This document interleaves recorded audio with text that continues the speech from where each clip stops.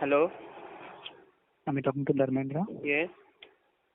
Dharmendra, I'm Jamal from Cognizant. Okay. This is regarding a telephonic interview. Okay. So, Dharmendra, what is your total years of experience? Around 4.2. 4.2. Yes. Okay. So, is it all relevant to Java J2E? Yes. Yes. Okay. So, have you worked in Spring Framework? Yes. So, how many months and years? In a spring, around I can say 2 years, 8 months around. Okay. So, is it including Spring MVC? Yeah, including a Spring MVC also. Okay. So, have you worked with Spring Hibernate Framework? Yes. So, how many months and years? In Hibernate, more than 3 years. Okay. So, you are familiar with the RESTful web services, right? Yes. Yes. So how many months and years experience you have in RESTful web service? Around 2.5 years. Okay, great. Are you familiar with some tools like PMD, Sonar, Finebugs? No. This tool I didn't use. Okay. So any tool for analyzing the source code? Like testing tool we have used, that is JUnit. Okay, you have used JUnit. Yeah, JUnit we have used. Have you used any mocking frameworks in JUnit? Mocking framework. JMock, PowerMock, EasyMock. No. Simple JUnit till JUnit 4 we have used, annotation based. Okay. Okay, fine. Mm-hmm. So now, can we get into some technical questions? Yes. Okay. So, have you used JPA? JPA we have not used. You have not used. Hibernate we have used. But I have idea about JPA. Almost both are similar. Mm-hmm. Here, entity manager is there we have to use Open Factory. Almost both are similar. I have idea. Okay. So you have used RESTful web services. Yes. So what is advantage of RESTful web services over SOAP web services? In the case of SOAP web services, 1 minute. I will go some other place. Here more talking. Fine. One minute. Okay.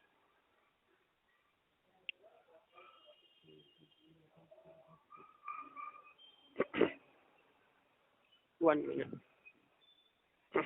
Fine. Yeah. See, in the case of SOAP-based web services, you have to use some IDE.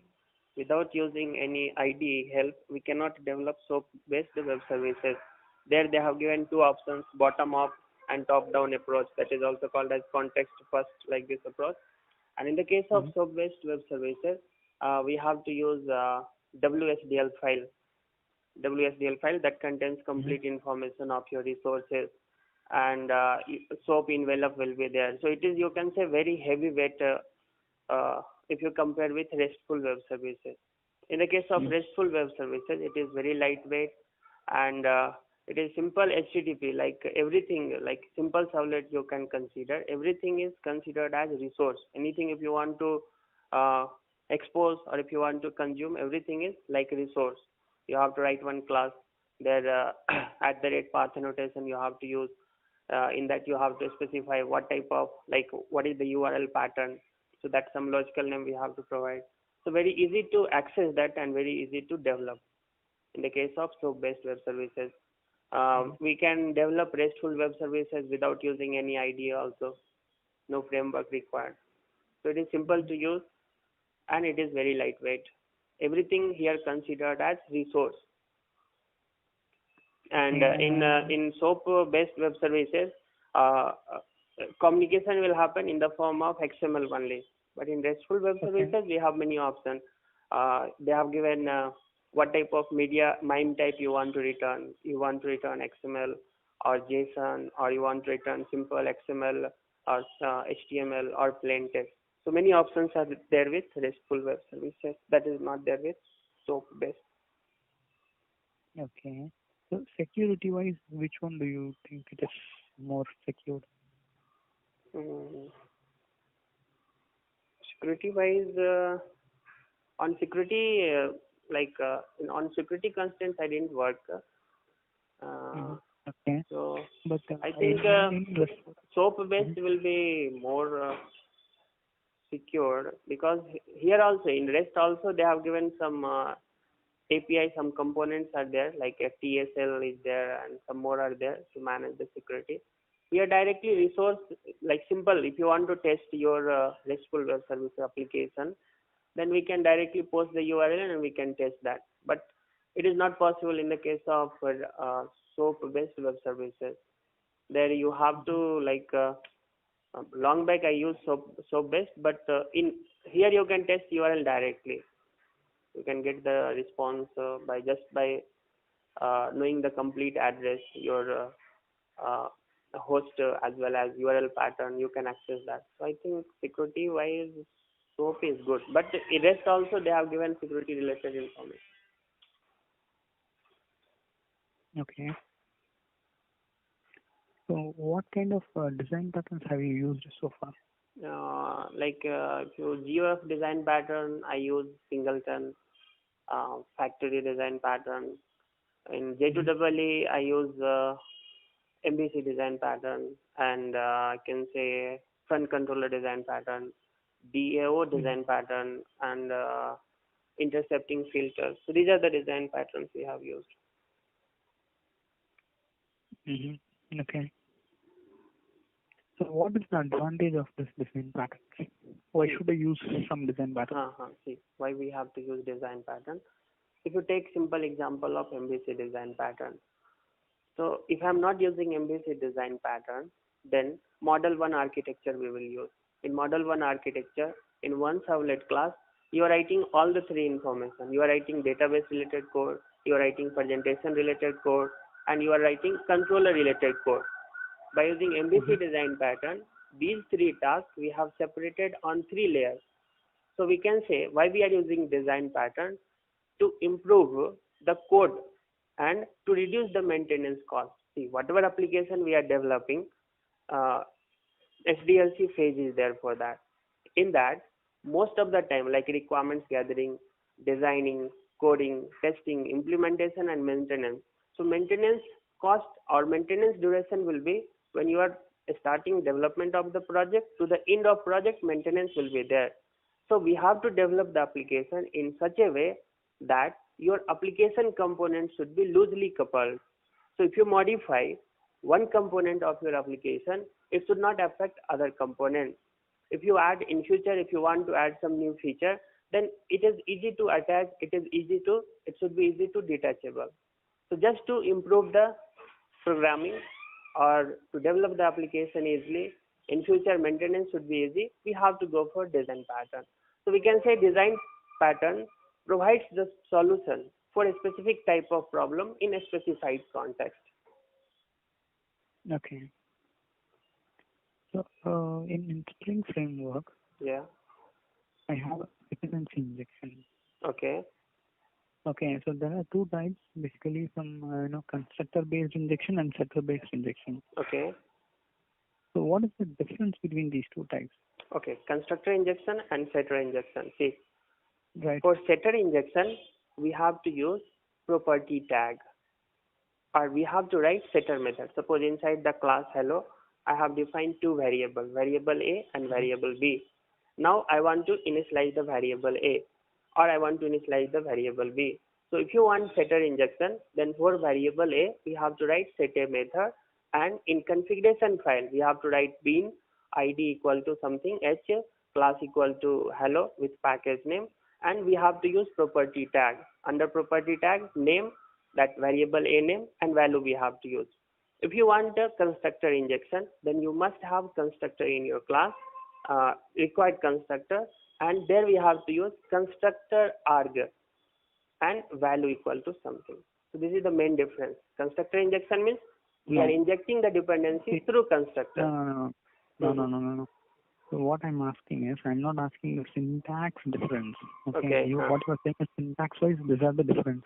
Okay. So what I'm asking is internally, what is the difference? Like in both the ways, I will be able to inject. Okay. okay, using both the ways, I am able to inject a value. Mm-hmm.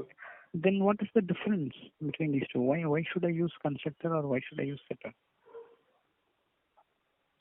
See, assuming that I'm going to write a class. Mm-hmm. Okay, so in that class, should I use a constructor to inject or should I write a setter to inject? Because based on that only you are going to configure your XML. So Yes. while writing the class, should I use a constructor to inject or should I use a setter to inject? Generally, whatever Spring nowadays we are using, we are not using either constructor or setter. Almost we are going for auto wiring process. But as far as your question concerns, I think we have to prefer setter injections. See, preference is difference. Okay, preference is something, I prefer something, you prefer something. But what is the best way? For that, I should know what is the difference. Okay. Means in which scenario we have to use for? Right. So if you have two options to go home from office. Okay, so you might say, okay, this is easy because it is less congested and it doesn't have much traffic. This is difficult. Okay, the road is not good. So you have two opinions on this road and that road. But both way you can reach office from home or home to office. Yes. So we should know the difference between these two. So okay, as I understand, in the case of setter injection, see, almost in all the classes, whatever bean classes we are writing, we are including the setter, all the getter setter method. But we have to prefer setter injection because setter will be present always in the class. If you are going for constructor injection, then you must have to place that constructor, matching constructor inside that class. There is some again you have by type is there, by name in auto wiring process, by type is there, by name is there. So there some conflicts will come. Sometimes you have dependency but matching constructor is not there, or multiple constructor is there. So that time it may give some conflict problem. Okay, fine. So in Hibernate framework, explain me about the caching mechanism. Caching mechanism. See, first what is cache? Cache is the representation of database near to your application. Now we have one application like suppose Flipkart.com. Now Flipkart.com has to display the set of mobiles available in the database. Now for every user, for every request, if I am going to the database, collecting all the mobiles and showing to the user, so it will increase the network traffic and it will impact the application performance. In place of that, what we can do, at application startup only or at first request only, all the mobile phones related information we can store into the cache memory, and from there we can serve the user request. So it will improve the application performance and it will decrease the round trip between your application and network. Now in context of Hibernate, there are two types of cache. First is first level cache, second is second level cache. First level cache is also called as session cache. How many session objects we are creating? For each session, it is maintaining one special memory area called as session cache. Now whenever you perform any select operation first time, so it will hit the database, it will access the record and that it will store into the session memory, session cache. And next time same record if you are accessing with the same identifier, then it will not go to database, it will not hit the database, it will access from the cache memory. Like in the case of insert operation, whenever you are performing insert, later you are updating the data. So suppose first we have written insert, next we have written update on the same insert. So it will not insert the data directly in database. What it will do, Hibernate will identify intelligently that same data you are updating. So last update will be triggered to the database. So this is first level cache. Now first level cache limitation is once you close the session, then that cache will be destroyed. You cannot access. Like select a statement I use, select a star from imply. So imply related record is stored in the first level cache. Now what happened? I am closing the session. Again, if I am writing select a star from imply, then again it will hit the database. So suppose if you want to manage some global session, so you can go for second level cache. So by default,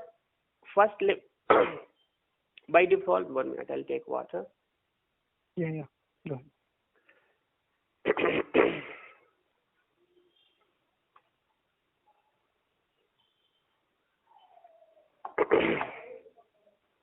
Sorry.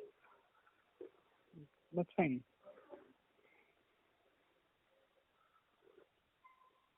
Okay. So by default, first level cache is enabled, and as a Java developer, we are not going to write any single line of code to enable or disable the first level cache or session cache, and we can't disable also. This is the free services provided by the Hibernate, we can say. Second level cache means you have to enable that. For that, in your Hibernate configuration class, Hibernate configuration document, you have to write hibernate.use_second level cache provider class. You have to write. So many providers are there. EH cache is there, OS cache is there, WARM cache is there, JBoss related cache is there. So if you are using second level cache, then suppose you are writing select star from employee where employee ID equal to some 101. So what it will do, it will take the data from the database, it will store into the second level. You can say it is global session, and it will store into the local session also. So if you close your local session, if you close your session object also, next time if you are starting your session, then first it will access the data from the global session, that is the second level cache. If it is available, it will store into the local session, then it will access the record. If it is not there in global session also, it will hit the database, it will access the record, it will store into global session, then it will store into local session, then it will serve you. So this is some information about the cache. Okay, when does the cache expire? Is there any time period or something to expire the cache? I think first level cache will be expired whenever you are closing the session.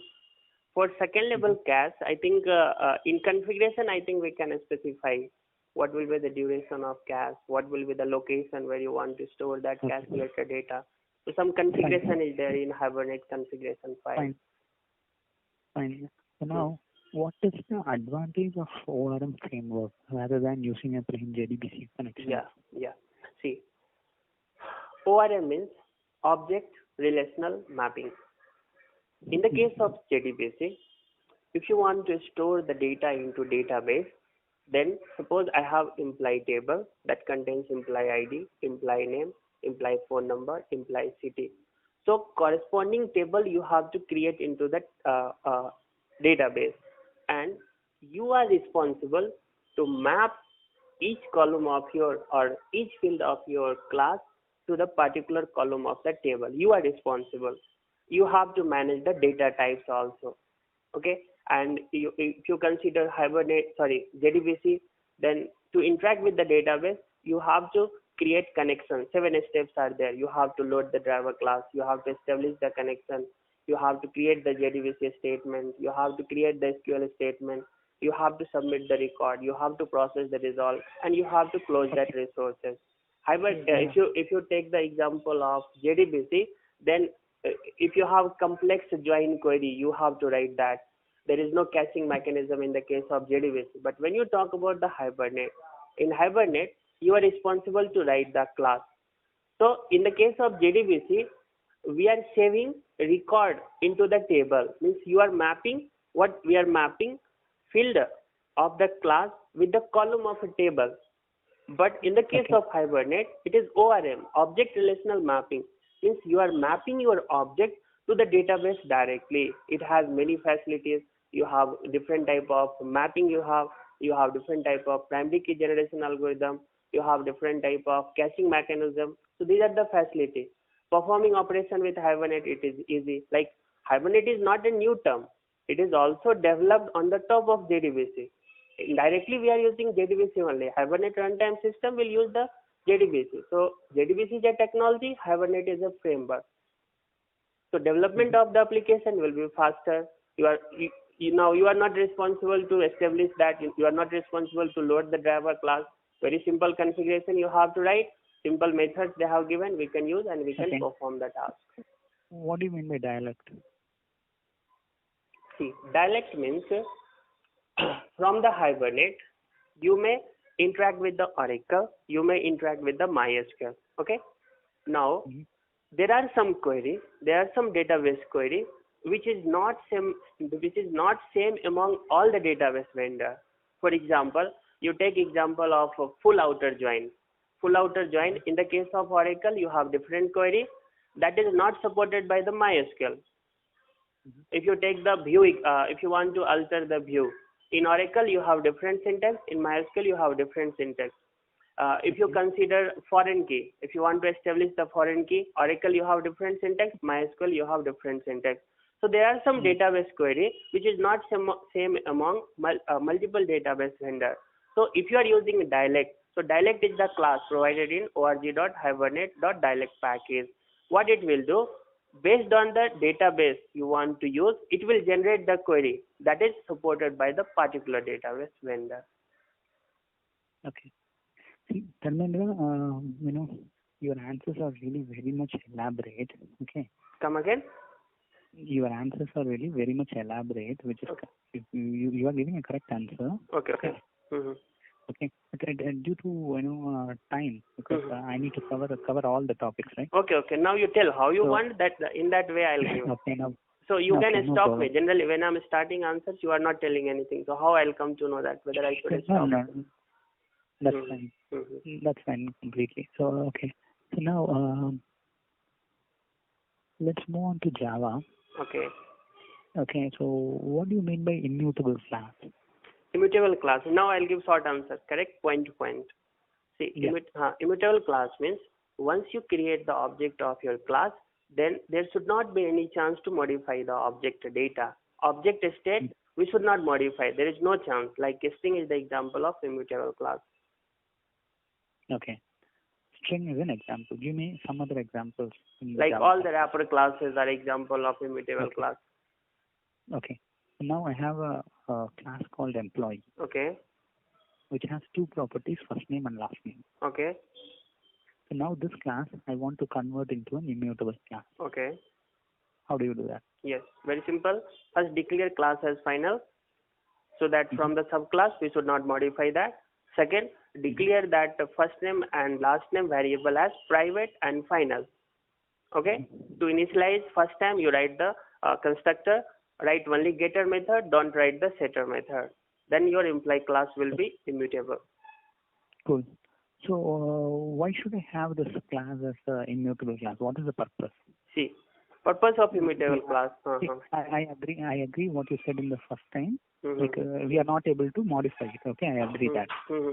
But how it is going to be useful? Like how it is going to be useful for the end user? Yeah. So I'll take the example of a string class. Okay. A string class is immutable. What benefit we are getting? Okay. Suppose I am writing a string str equal to Java. Okay. I am creating a string object without using new operator. So what it will do? First, it will take the Java string. It will check in the string constant pool, there or not there. It will place the Java string in the string constant pool, and their reference will be stored in the str variable. Now next time, whenever you are creating a string object without using new operator, and if the data is Java only, it is going to point the same Java object.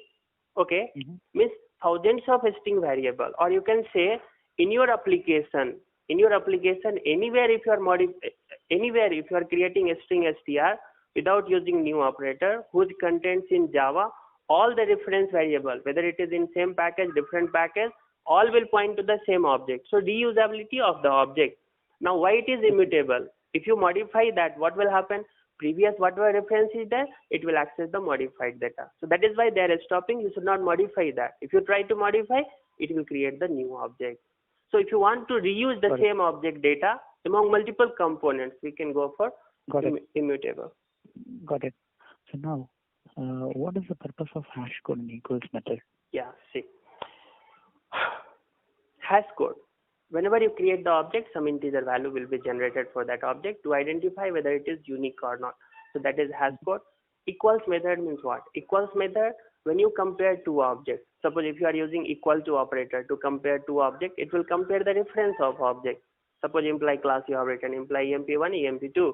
Data is same, employee ID is 99 and name is some DK. So it will compare. If you compare using equal to operator, primitive is there, it will compare value. But if you compare reference, it will compare the object, address of the object. But if you see the example of a string class, all the wrapper classes, all the collection classes, when you compare the to a string reference variable by using equal to operator, it will compare address. But if you are using equals method, it will compare the content. So equals method, whenever you are writing the class, and that class object you want to store into the collection object like array list, linked list, or wherever, then you must override equals method and hash code method in your class to maintain the uniqueness of the object. Like I'll take the example of set. In the case of set, whenever you add the data, in set duplicates are not allowed. So how it will identify whether it is duplicate or not? So what it will do, whenever you add, I have to stop. Equals method is enough for finding the duplicate. So what is the purpose of hash code? Equals method is sometimes what will happen, multiple object hash code will be same. Or you take example of a string buffer. A string buffer does not override equals method. So there what we will do? So first what will happen, when you add the data into the set, what it will do? First it will check whether hash code is same or not. Hash code is same, it will go for the equals method. So at two places they are checking. First they are identifying using hash code. Hash code is same, means object are hash code is same. There is a chance that object are same or not same. Then it will go for the equals method. Okay. And have you used a concurrent hash map? Yeah, concurrent hash map I didn't use till now, but I have idea because it is very useful class. So shall I tell something about this? Yeah, please. Yeah, see. Go ahead. Concurrent hash map you ask. Now I have giving answer in always elaborate, so I'll try to sort it. You take example of hash map, simple hash map. Simple hash map is, it is not thread safe. Multiple thread object can access that hash map object. Okay. So I want to synchronize this hash map object. So what we have to use, from the collections class, they have given synchronized map method to synchronize that hash map object. But when you are synchronizing through collections.synchronize method, then what will happen? Entire object will be locked. When one thread is using hash map object to do the sum operation, other thread will not be allowed to do that. So in the case of concurrency, like synchronization is not good. It is much expensive, you know. So concurrent hash map, what they did in concurrent package, whatever concurrency related classes they have given, just to improve the concurrency. Now what they did in the case of concurrent hash map, they are using some blocking, means multiple blocks. Your concurrent hash map object, there by default it is divided into 16 blocks. And whenever you perform the operation, then particular block only it will perform the lock. It is like you can say synchronized block. Synchronized method means entire method synchronized. Synchronized block means some part, only critical section of the method will be synchronized. So concurrent hash map improves the concurrency of the hash map. Okay, great. Okay, fine, Dharmendra. Okay, so Dharmendra, I'm done. Do you have any questions?